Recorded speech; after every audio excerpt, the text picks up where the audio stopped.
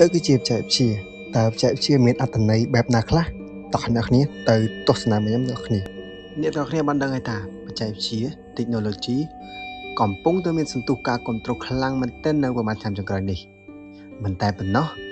អ្នកខ្លះក៏បានប្រើប្រាស់បច្ចេកវិទ្យាមួយហ្នឹងហើយអ្នកខ្លះទៀតក៏កំពុងតែវិវត្តក្នុងការប្រើប្រាស់ផងដែរទាំងនេះគឺជានិយមន័យខ្លះៗរបស់ technology បច្ចេកវិទ្យាឬយើងហៅថា technology គឺជាចំណេះដឹងបែបវិទ្យាសាស្ត្រមួយដែលអាចបង្កើតជាឧបករណ៍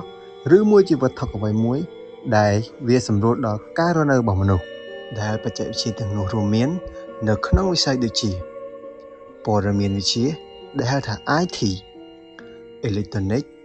វិស្វកម្មនិងជីវវិទ្យាជាដើមតោះយើងមកដឹងអំពីគុណសម្បត្តិនិងគុណវិបត្តិរបស់បច្ចេកវិទ្យាទាំងអស់គ្នាទី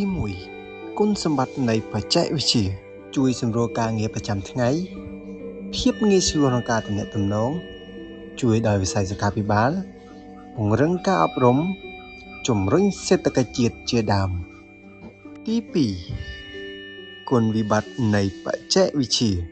ការពឹងផ្អែកលើបច្ចេកវិទ្យាច្រើនពេក